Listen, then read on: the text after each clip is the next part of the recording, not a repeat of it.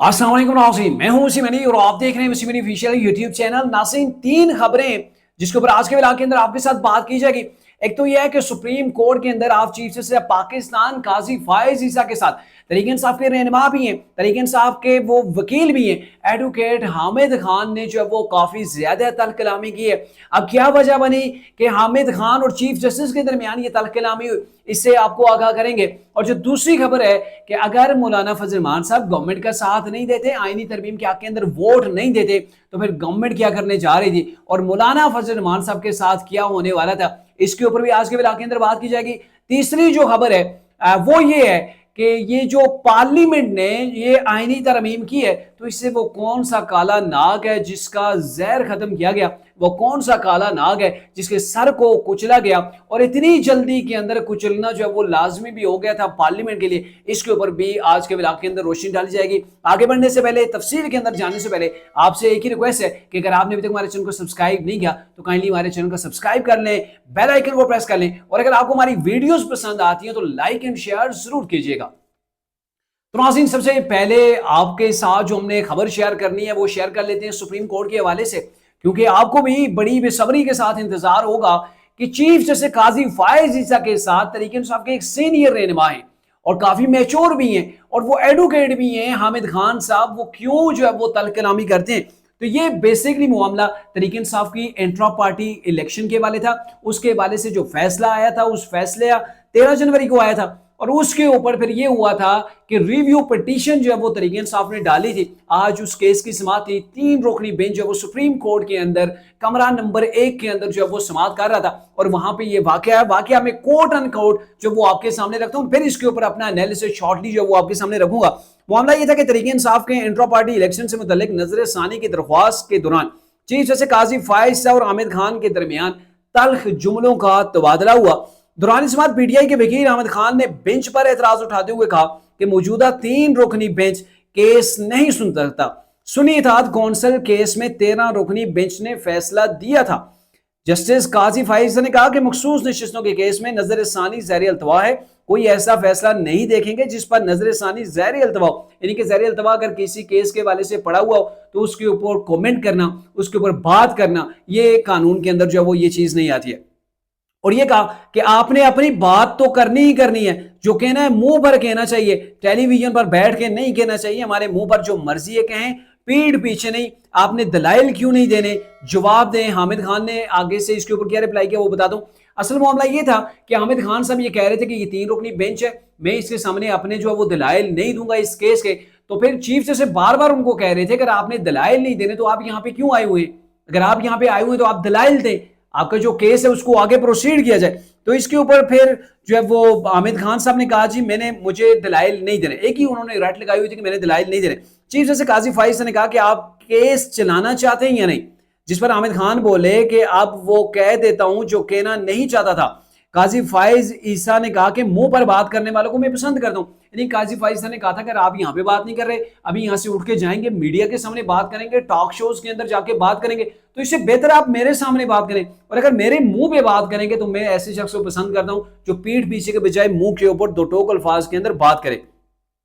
तो हामिद खान ने कहा कि मैं ऐसे शख्स के सामने दलाइल नहीं दे सकता जो हमारे खिलाफ बहुत मुतसिब हो, यानी कि हमारे खिलाफ कीना रखता हो, बोझ रखता हो, हमारे खिलाफ इनाद रखता हो और हमारे खिलाफ यानी कि फैसले देने वाला हो। ये वही जबान है जो इमरान साहब भी कहते होते कि चीफ जस्टिस काजी फायज ईसा हमारे फैसलों से दूर हो जाए, हमारे बेंचेस के अंदर ना बैठे, जो बेंच तरीके इंसाफ के हवाले से जो वो केस प्रोसीड कर रहे हो। तो इसके ऊपर उन्होंने कहा जी जिस पर चीफ जस्टिस पाकिस्तान ने कहा कि आपको मजबूर नहीं कर सकता, जबकि जस्टिस मुसर्रत हिलाली बोली कि एक जमात इंट्रा पार्टी इंतखाबात कराने में क्यों ताखीर कर रही है, इंट्रा पार्टी इंतखाबात करवाना तो 1 हफ्ते का काम है। जब इन्होंने कहा कि हम चीफ जस्टिस के सामने जो वो हम बात नहीं करेंगे, दलाइल नहीं देंगे, एक तरह से चीफ जस्टिस की बेतुकी नहीं की गई। आपको ही पता ना कि चीफ जस्टिस के पास इतना ज्यादा टाइम नहीं रहा है, वो 24 अक्टूबर को रिटायर्ड होने जा रहे हैं और मेरे ख्याल में आमिर खान ने यह सोचा कि अभी मौका है चीफ जस्टिस के ऊपर जो वो अपना गुस्सा, अपना बोझ जो वो निकाला जाए। और इसके ऊपर जस्टिस मुसर्रत हिलाली जो वो बोली कि एक पार्टी, आपकी पार्टी है, सियासी पार्टी, वो इंट्रा पार्टी इलेक्शन से क्यों भाग रही है, الیکشن آپ نے اگر کروانے ہو 1 ہفتے کا کام ہے. اور تحریک انصاف کو پچھلے دور کے جو چیف جسٹس تھے، الیکشن کمیشن تھا، بار بار جو کہتے رہے، یہ میرے خیال میں 2019 سے کہا جا رہا ہے تحریک انصاف کو کہ آپ انٹرا پارٹی الیکشن کروائیں، نہیں کرواتے. اور جب انہوں نے کروائے تو وہ بھی مطلب ایک ٹوٹل کی ٹوٹل فیلم ہی تھی، ٹوٹل فیک قسم کے الیکشن کروا کے پھر وہ آگے تھے. لیکن جس کو الیکشن کمیشن نے پھر سپریم کورٹ نے جو ہے وہ ایکسیپٹ نہیں کیا تھا، اور اس کے نتیجے کے اندر تحریک انصاف سے بلے کا انتخابی نشان چھن گیا تھا. چیف جسٹس سپریم کورٹ نے بھی ماس دیتے ہوئے کہا کہ میں گھور علی خان، نیاز اللہ نیازی اور علی ظفر بھی تھے اس کیس کے اندر، ان میں سے کوئی دلائل دینا چاہتا ہے تو دے سکتا ہے. تو عامر خان بولے میں موجودہ بنچ کے سامنے دلائل نہیں دینا چاہتا،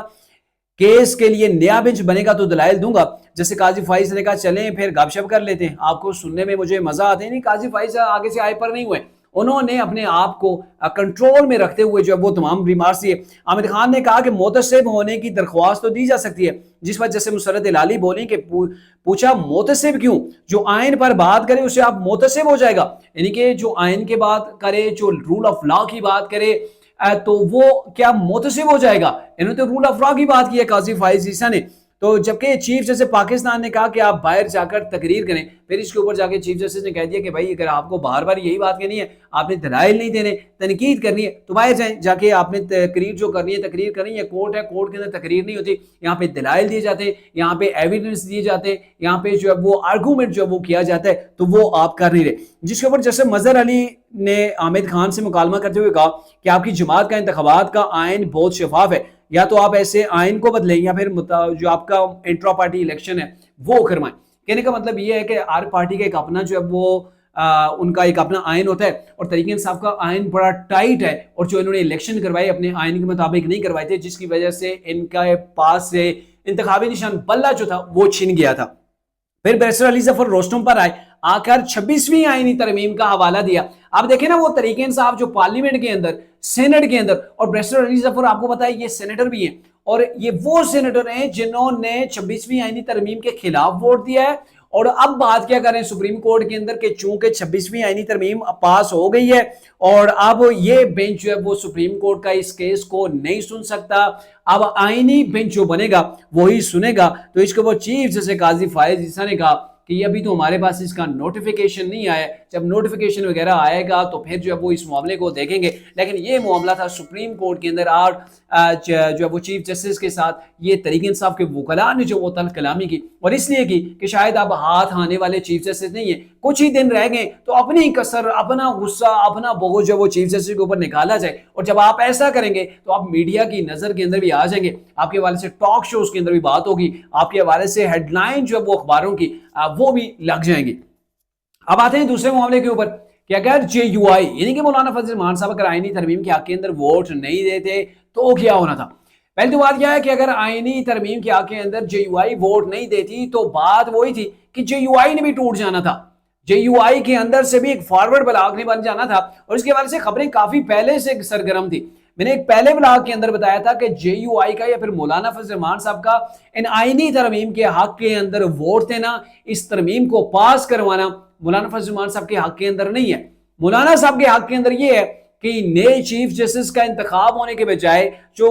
موسٹ سینئر چاہتے ہیں جیسے منصور علی شاہ، اگر وہی چیف جسٹس پاکستان بن جاتے ہیں تو یہ مولانا کے لیے اچھا ہے، کیونکہ وہ آئیں گے اور اسے بڑی تقویت ملے گی تحریک انصاف کو. اور امید ہے کہ یہ جو 2024 کے 8 فروری کا الیکشن تھا اس کو کالا دم قرار دے دیں، نئے الیکشنز ہوں. اور آپ کو پتا ہے ابھی مولانا کے ہاتھ کے اندر کوئی خاص چیز نہیں ہے، یہ جو ہے وہ وفاق کے اندر بھی نہیں ہے، پروویژنل اسمبلی کے اندر بھی ان کو کوئی خاص چیزیں نہیں ملی ہوئی ہیں، نہ تو یہ صدر پاکستان بن سکے، نہ ہی کوئی اپنا بڑا مقام بنا سکے، نہ ہی ان کے ہاتھ کے اندر کوئی بڑی سیٹیں آئی ہیں. تو مولانا فضل الرحمان کو فائدہ یہ تھا کہ یہ الیکشن جو ہے وہ کالا دم ہو جائے، نئے الیکشن ہوں، اور نئے الیکشن کے اندر یہ تحریک انصاف کے ساتھ مل کے اپنی گورنمنٹ بنا لیں. اور چونکہ تحریک انصاف کے والد سے جو باتیں ہو رہی تھی کہ وہ جو ہے وہ دوبارہ زیادہ سیٹیں نہیں گی، پہلے ہمارے ساتھ جو وہ دھاندلی ہوئی ہے، تو مولانا فضل الرحمان صاحب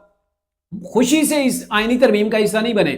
انہوں نے جیسے پوری گورنمنٹ کو، پوری وفاق کو، پوری فیڈریشن کو گھمایا، اور مجھے یوں لگتا ہے کہ سب کی لیمٹ جو وہ کراس ہو گئی تھی مولانا کو مناتے مناتے. اور مولانا نے جو آئینی ترمیم دی تھی ان کے اوپر امپلیمنٹ بھی ہوا. اب جو آئینی ترمیم 26ویں آئینی ترمیم کے تحت جو وہ آئی ہیں اس کے اندر مولانا کی بھی وہ ترمیمیں بھی ہیں جو انہوں نے لکھ کر پارلیمنٹ کے اندر وہ کمیٹی کو دی تھی.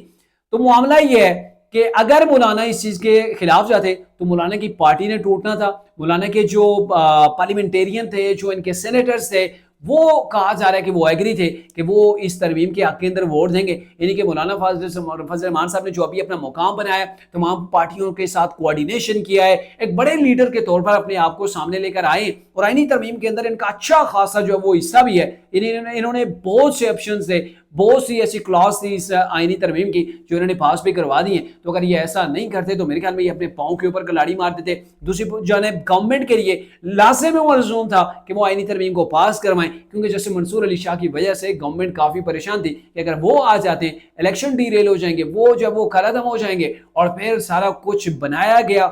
جو کچھ بلڈ اپ کیا گیا, جو کچھ معیشت کے لیے کیا گیا, جو اپنے لیے کیا گیا, وہ تمام کا تمام جو وہ بہ جائے گا. تو اس وجہ سے اب ان کو آئینی ترمیم کرنا پڑی. مولانا فضل الرحمان صاحب خوشی سے جو ہے وہ اس ترمیم کا حصہ نہیں بنے. اور دوسری جانب مولانا صاحب بھی کہہ رہے ہیں,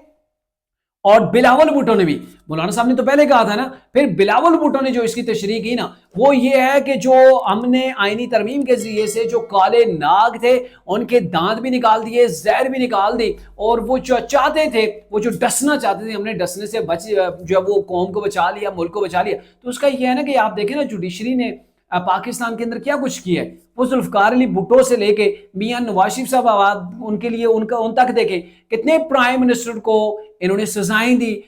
جو وہ سزائیں موت تک جو ہے وہ ان کو پہنچا دیا, ان کی گورنمنٹ کو جو وہ گرا دیا جاتا تھا. اور ریسنٹلی جو پچھلے چیف جسٹس آف پاکستان تھے, اور اس سے چیف پچھلے جو تھے ثاقب نثار صاحب, انہوں نے کیا کچھ گل کھلائے, یعنی کہ اپنے مفاد کے لیے, سیاسی پارٹیوں کے مفاد کے لیے انہوں نے جب وہ ملک کا بیڑا کر کے ہے, اور ایسے فیصلے کیے, ایسی تشریحیں جو وہ کرتے رہے کہ اب کوئی بھی جو وہ ضرورت محسوس کی گئی کہ دوبارہ سے کوئی چیف جسٹس جو وہ ایسے اقدامات نہ اٹھا سکے. اب یہ سو موٹو کا ایکشن بھی جو وہ نہیں لیا جا سکے گا اتنی آسانی کے ساتھ. اور دوسرا آئین کی تشریح کے لیے اب الگ سے ایک آئینی بنچ بن گیا, اور آنے والے ٹائم کے اندر آپ دیکھیں گے مزید آئینی ترمیم بھی ہو سکتی ہے, آئینی عدالت بھی آنے والے ٹائم کے اندر بن سکتی ہے. تو یہ کچھ تھی آج کی اپڈیٹس جو آپ کے آج کے ولاگ کے اندر آپ کے ساتھ ڈسکس. اگلے ولاگ کے لیے اجازت دیجیے, اللہ حافظ.